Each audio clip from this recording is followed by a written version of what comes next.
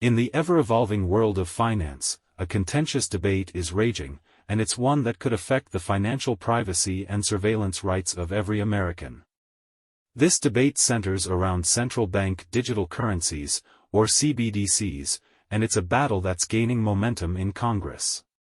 At the heart of the discussion is a bill introduced in the House Financial Services Committee that seeks to prevent the Federal Reserve from issuing a retail CBDC. While this bill is still in its early stages and hasn't become law yet, it has garnered substantial support, with over 60 members of Congress backing it. Additionally, two banking associations have also thrown their weight behind this proposed legislation. The bill, known as the CBDC Anti-Surveillance State Act, is the brainchild of Representative Tom Emmer, a Republican from Minnesota. Emmer previously attempted to introduce a similar bill earlier this year, but it gained little traction at the time. This time around, however, the bill is making waves. So, what does this legislation aim to do? In essence, it seeks to amend the Federal Reserve Act to officially prohibit the Federal Reserve from issuing a retail CBDC or any digital asset substantially similar to it, albeit under a different name or label, directly to individual consumers. Representative Emmer, during the committee hearing, didn't mince words. He called a CBDC downright un-American and raised concerns about the appetite for financial surveillance right here in the U.S.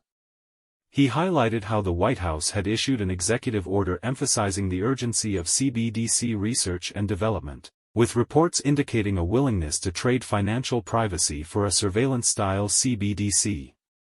Emmer's concerns strike at the heart of the matter: the potential weaponization of money and the expansion of financial control by the federal government. In a world where digital currencies could become a dominant force, the erosion of financial privacy is a real concern for many Americans. The debate within Congress is far from one-sided. While Emmer and others strongly oppose a CBDC, some argue for its merits. A Columbia Law School professor, for instance, believes that the U.S. should take a leadership role in shaping the inevitable global transition to digital fiat currencies. However, the critical question is, what kind of digital protections will accompany these currencies? It's not just Emmer who is raising alarms. Representative French Hill echoes the sentiment that Congress would ultimately oppose a CBDC. He argues that the Federal Reserve lacks the authority to unilaterally move forward with a digital currency.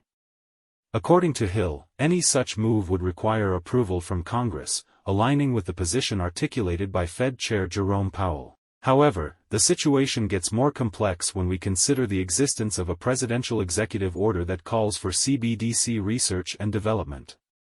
This order could signal a disconnect between the executive branch's objectives and Congress's intentions regarding CBDCs. Moreover, there's no one-size-fits-all approach to CBDCs. Representative Stephen Lynch, a Democrat on the Financial Services Committee, introduced legislation proposing a different version of a CBDC. His proposal calls for an electronic currency known as e-cash, which would not be blockchain-based. While Lynch suggests user privacy controls, the specific details of these controls remain unclear. As this debate rages on, it's essential to consider the potential consequences. Privacy and surveillance concerns are paramount, but CBDCs also offer opportunities such as increased financial inclusion and reduced transaction costs. Striking the right balance between these aspects is the challenge at hand. In conclusion, the battle over CBDCs is far from over, and its outcome will have a profound impact on the financial landscape and privacy rights in the United States. The future of digital currencies is uncertain, and the nation is at a crossroads.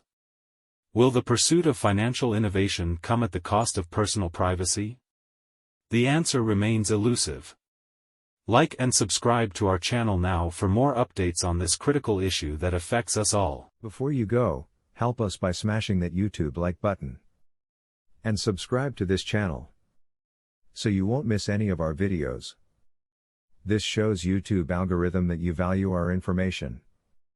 And it helps us spread the message. Sharing is caring.